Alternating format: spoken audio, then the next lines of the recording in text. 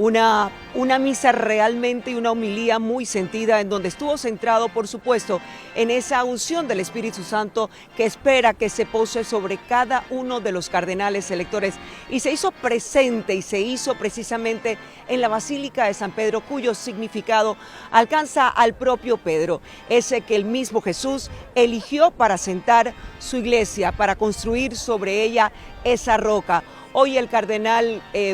Giovanni Battista Re habló a los cardenales, a esos 133 que tendrán esa posibilidad, uno de ellos, de salir electo el próximo Papa, pero también al pueblo de Dios, pidiendo que se uniesen en oración para que el Espíritu pudiese actuar en esa tarea tan importante. Puntos señalados, habló de María que estaba frente a ese altar, a la espera también con sus hijos, los cardenales, como también lo estuvo ella en Pentecostés, esperando esa llegada del Espíritu Santo. También habló sobre esa fuerza y la necesidad de luz y fuerza para elegir al próximo Papa, conforme a los difíciles tiempos que vive la humanidad. También habló de ese sentido de corresponsabilidad de toda la Iglesia, que espiritualmente tiene que estar presente en este momento decisivo, unido con fe y también amor al Papa y a una esperanza confiada. También se refirió a esa renuncia de intereses personales, sumamente importante este punto, en donde ha dejado muy claro que esos intereses individuales tienen que estar de lado, y lo único que tiene que estar centrado es en los pensamientos dirigidos en Dios y en el bien de la Iglesia. Recordemos que también el juramento que ellos hacen y esa invocación que hacen en todo ese proceso implica eso, un desprendimiento de lo que eres como hombre para convertirte en un verdadero instrumento útil del Espíritu Santo y poder elegir al próximo pontífice. El amor sin límites, enseñado por Jesús, debe guiar ese pensamiento y oración del nuevo Papa y toda la Iglesia. Habló de ese servicio de Jesús desprendido, humilde, parte de un perfil que también indica cómo debe ser ese pontífice. También habló de ese amar, un amar y darse sin medidas, como se fue descrito por Isaías, como describe también en esa primera lectura. La comunión y la fraternidad, una comunión en donde hablaba que no solamente era una comunión entre los fieles, sino también a lo interno de la propia Iglesia, un mensaje también que ha resonado a lo largo de las congregaciones generales que se han venido realizando aquí previo a este conclave. La unidad, recuerda que la unidad deseada por Cristo no es uniforme, sino una comunicación profunda con el Evangelio. Al final dijo que la elección papal no es solo un relevo, sino una actualización viva de esa misión de Pedro en cada nuevo pontífice. La responsabilidad lo tendrán los cardenales, y les recuerda nuevamente que lo harán frente a lo que dijo Juan Pablo II, esos lienzos, esos frescos de Miguel Ángel, donde te recuerdan la creación y también el final, un final al cual todos tenemos que presentarnos una sola vez y tenemos que ser conscientes de lo que hagamos. Se ha pedido también orar por el Papa, por los cardenales, por la Iglesia, mantenernos en oración en este proceso que dará inicio después de las 4 de la tarde. Recuerde que de aquí, estos cardenales que entraron con una profunda sentido de esperanza, pero también de responsabilidad, se trasladarán hasta Santa Marta, en donde permanecerán allí hasta algo después de las 3:30 de la tarde, en donde se tendrán que dirigir hasta la Capilla Paulina. Lo harán en buses, los que desean hacerlo a pie también lo pueden hacer. Es aproximadamente 1 kilómetro entre la casa de Santa Marta y la Capilla Paulina. Allí ingresan y empieza esa llamada al Espíritu Santo con esa oración de venir Creador Espíritu. De allí pasan en procesión, una procesión en donde se repiten letanías, alrededor de 27 letanías, pidiéndole a cada uno de los santos y también a todos fundadores de la Iglesia, a todos los padres de la Iglesia, a que sigan avanzando en ese proceso para la elección. Posteriormente llegan a la Capilla Sixtina. Allí empieza un proceso en donde el cardenal, que será el cardenal Parolín, quien va a subir en su posición el cardenal de decano, porque recordemos que el cardenal Batista Rey, ¿quién es el cardenal decano? Porque tiene mayor cantidad de años,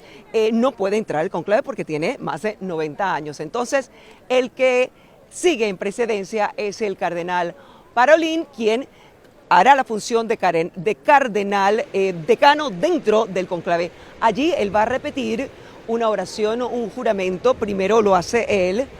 frente a todos ellos y entonces empieza ese juramento uno a uno de cada uno de esos cardenales, que son 133, que dirán exactamente lo mismo poniendo sus manos en el Evangelio. Posterior a ello se hace una reflexión todavía con esta persona encargada de la liturgia, una reflexión, y de allí salen y se declara que están todos fuera para dar inicio al conclave. Todavía en ese instante adentro está estipulado dentro de la Constitución Apostólica, la última que dejó Juan Pablo II y que también fue un poco ajustada por el Papa Benedicto XVI. ¿Qué sucede allí? Se dice si tienen algún tema urgente que tratar para entonces iniciar esa votación. Una votación que está claramente conocido que cuando es la fumata negra significa que no hay papa todavía elegido, que no hay consenso y se espera que en este primer día del cónclave, que inicia, como ya dije, a cerca de las 4:30 de la tarde, hora Roma, sea fumata negra la que aparezca, porque precisamente es cuando están saliendo varios nombres y se van votando y se tiene que tener 2/3 de votación, es decir, 89 votos para poder elegir un papa. No sucede usualmente en la primera votación. Hoy solamente hay una votación. Mañana la jornada iniciará a las 8 de la mañana. Habrá 2 votaciones en la mañana y 2 votaciones en la tarde. Los cardenales, algunos dicen, pueden salir, pueden hablar, sí pueden salir cuando salen de la Capilla Sixtina, que pasan a Santa Marta, pues allí tienen que comer, desayunar, tienen que almorzar, tienen después que cenar y seguramente allí tendrán conversaciones sobre cómo están viviendo este momento y cómo les está moviendo sobre todo el espíritu, que es lo que se ha pedido, hacia quién es la figura que pudiesen elegir como nuevo papa. Nosotros seguiremos aquí muy pendientes de todo lo que acontece. Ya ha iniciado ese día, esa cuenta regresiva. Falta muy poco para que el mundo pueda conocer quién será ese nuevo líder, un líder que va más allá de la Iglesia Católica, porque realmente es una referencia mundial. ¿Y por qué lo decimos? Porque son 1.400 millones de católicos, pero si ustedes a lo largo de los años han podido ver, son muchos los no católicos, los jefes de Estado, las personalidades que buscan cierto nivel de acercamiento y reconocimiento del sumo pontífice por el tema de la autoridad que representa. Y una autoridad que, si bien es cierto, él es un jefe de Estado, porque aparte de tener sus funciones como el pastor que guía a esa gran iglesia, ese timón de Pedro, de esa barca de Pedro, él también tiene responsabilidades como jefe de Estado y lo vimos recientemente en esas declaraciones del Papa Francisco, quien con mucha firmeza hablaba y habló hasta el último de sus días sobre el tema del alto a la guerra, sobre el tema de poder mirar a los migrantes, sobre temas tan importantes como la corrupción, sobre esas normas que habló acerca de las violaciones y los abusos sexuales dentro de la iglesia. Significa esto que es una autoridad en donde hoy en día el mundo tiene sus ojos puestos en quién será esa figura dentro de un colegio cardenalicio que a lo largo de los días hemos visto que proviene de lugares remotos, con pocas posibilidades, algunos consideran, producto de que en sus regiones donde han sido cardenales tal vez no hayan 5.000 católicos. Sin embargo, el Papa Francisco pensó que era prudente, importante, precisamente por ese otro punto de vista, por esa realidad, por esa condición y esa necesidad de seguir caminando en la sinodalidad, que es decir, salir, escuchar y sumar, no quedarte haciendo una iglesia desde atrás con tu opinión, sino poder hacer consensos, escuchar y moverse. Y precisamente por eso nombra a cardenales de regiones donde casi no hay católicos para poder abrir ese paréntesis, ese rango y poder llevar el evangelio no a través de la imposición, sino a través del ejemplo, ese evangelio de calle, ese evangelio que está centrado precisamente en esas enseñanzas que dio Cristo y que también algunos consideran que no es solamente centrado en 3 o 4 obras que tengan que ver, por ejemplo, con los pobres, con los migrantes, con los descartados, sino es un evangelio más universal que implica que nos abraza a toda la humanidad como iglesia. Y eso es lo que se ha venido hablando aquí a través de las congregaciones generales, esa necesidad de un papa que sea misericordioso, que sea guía, pero que también huela a santidad. Un papa que tenga ese perfil del hombre que sume, que escuche, que no se encierre, sumamente importante. Entonces, este perfil, muchos a nivel de medios internacionales, vaticanistas, han ido elaborando sus opiniones, sus listas, pero al final no son los periodistas lo que eligen a un papa. Usualmente, como ya hemos dicho anteriormente, si bien hay un refrán que dice entra papa y sale cardenal, significa esto que todos aquellos que aparecen en la lista, iniciando por el primero que más se repite, que es el cardenal Parolin, que tiene todos los diplomas, por decirlo en buen panameño, para poder ser un buen papa, porque es un hombre que ha estado en negociaciones, es un hombre con estudios, es un hombre con experiencia conocida a nivel de resolución de conflictos, de manejo importante. También tiene sus aristas en donde a algunos no les ha considerado la forma como ha hecho negociaciones, por ejemplo, con la iglesia de China, pero otros piensan, por ejemplo, que le falta ese carisma, esa calidad, esa cercanía, ese toque humano de poderse acercar y poder reflejar ese amor, ese abrazo que por supuesto generaba el Papa Francisco. No será una figura fotocopiada del Papa Francisco, si bien es cierto que a lo largo de todos estos días lo que hemos venido escuchando con mucha reiteración es que ese camino que abrió el Papa Francisco a través de los sínodos que realizó, a través de esos consistorios que hizo, porque ha sido el Papa que, si se hace un promedio a lo largo de su pontificado, estuvo creando al menos 10 cardenales por año, una cantidad realmente importante, y por eso está esa variedad y esa diversidad de cultura, de cercanía y también de aquellos que se sentían dentro de la iglesia bastante excluidos. Pero el cardenal Parolin pues no tiene esa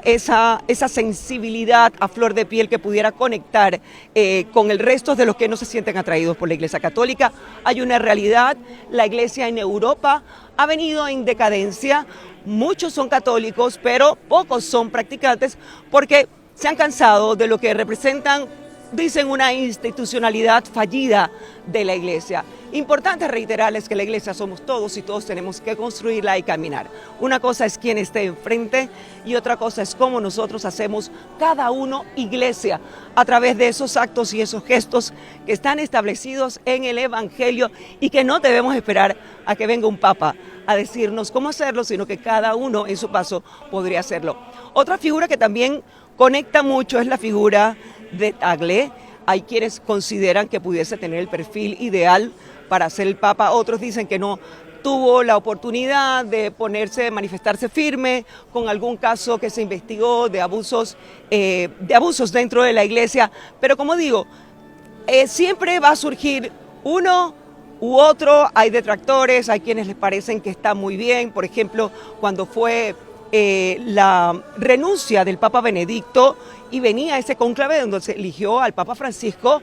salió una avalancha de informaciones no confirmadas, dañando la reputación de muchos cardenales electores, precisamente porque hay intereses fuera que quieren influir dentro de lo que será la elección del próximo Papa. Y lo hablábamos, ¿por qué? Porque dentro de todo es una autoridad con la cual todo el mundo quiere estar bien. Importante reiterarles que esas injerencias, esos deseos de controlar, de popularidad, de dejarse influir, no tienen cabida en el cónclave y están penalizadas con la excomunión. Significa eso, que todo lo que los periodistas hablamos afuera, que todo lo que la gente dice en la calle, de aquellos que el político, vamos a decirlo con nombre propio y apellido, por ejemplo, el presidente Donald Trump, quien abiertamente dijo que le gustaría que fuese un cardenal de Nueva York quien fuese elegido papa. Nada de eso influye dentro de esa votación, porque si bien es cierto, están revestidos como hombres porque son hombres los que toman las decisiones, cuando entran allí y se encuentran frente a esas imágenes que te narran esa creación de Dios y te narran esos pasajes de la vida de Moisés hasta llegar a lo que fue esa crucifixión, esa pasión, esa vida de Jesús y el juicio final. Entonces allí todo está en una armonía para que el Espíritu Santo trabaje, pero dependerá si ese hombre decide escuchar lo que el Espíritu le está insinuando o prefiere irse por sus predilecciones. Y es decirlo, como humanos, cada uno de ellos tendrá una visión de quién considera que puede ser ese hombre que guíe esta barca de Pedro. Pero cuando llegan allá, las cosas pueden cambiar. Y digo esto porque a lo largo de los años, muchos han tenido, hablando de esos perfiles, de esas trayectorias, de esas hojas de vida eclesial, las posibilidades y grandes de ser extraordinarios papas. Pero cuando llegan allá adentro, eso quedó en otra cosa y eligen a uno que tal vez no estaba en el panorama ni en las apuestas que se han dado ahora de nadie. Entonces, prematuro decir, hay cardenales, por decirles, que son sumamente simpáticos, cardenales jesuitas. Preguntan, ¿puede venir un jesuita de nuevo? Algunos creen que no, que otro jesuita no sería el que se necesitaría en estos tiempos. Otros también dicen, bueno, es que se necesita una mano más dura con la iglesia y que hay que retomar porque se ha estado muy salido, porque hay unas posturas más moderadas y otras un poco más progresistas, como se le llama aquí. Pero también hay otras que realmente lo que quieren es seguir ese camino, un poco profundizar hacia dónde va a llevar ese camino y poder seguir trabajando en ella. Casualmente ayer en esa última congregación de los cardenales electores ese punto fue tratado, ese punto de poder seguir ese camino que ha abierto el Papa Francisco, meditarlo y caminar en él. Se habló también de esa responsabilidad del Papa con la paz, con lo que es la madre tierra, con el cuidado del medio ambiente, producto de lo que se está viviendo. Importante esos llamados de paz y también esa capacidad de poder salirse, de no quedarse solamente concentrado en poder captar la cercanía de ese pueblo católico. No, es abrir puertas, abrir fronteras y llevar ese evangelio a todos los rincones en donde se le tiene que dar cabida a cada uno de los seres humanos, porque todos somos hijos de Dios. Y esa figura del próximo Papa también tiene que tener un olor a santidad. Era algo sumamente importante que se destacaba, un pastor de ovejas, que se sienta el pueblo que está siendo guiado por un verdadero líder espiritual. Un llamado importante que le han hecho entonces a los cardenales. También ha sido muestras de esa capacidad de trabajo, una capacidad de trabajo como la tuvo el Papa Francisco, pero también se ha dicho que no se quede solamente en el trabajo, porque se habló también en algunas de las homilías de la importancia de la oración de adoración. Y esa importancia de la oración de adoración significa que tiene que haber mucho tiempo también para dedicarle a orar. Y decimos esto porque el pontificado del Papa Francisco no ha sido un pontificado fácil, no lo fue, un pontificado que llegó con un dossier, por decirlo así, de muchas fallas, no solamente a nivel interno de fricciones de la iglesia dentro de los sacerdotes, sino también de abusos serios, abusos que se habían venido dando en donde se denunciaba, pero no tenían acogida a nivel de la iglesia, en donde había impunidad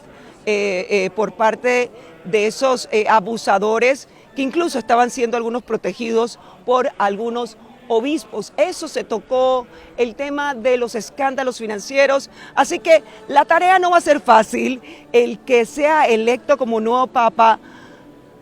va a tener una responsabilidad muy grande que, como algunos dicen, es exactamente como ese peregrinaje que hizo Jesús en el Vía Crucis cuando fue crucificado, porque es una cruz muy grande la que tiene que llevar sobre sus hombros. Nosotros vamos a nuestra programación regular y nos vemos cuando empiece esa procesión solemne también, tradicional y milenaria para la elección del próximo Papa. Será hasta pronto. Sigo desde el Vaticano.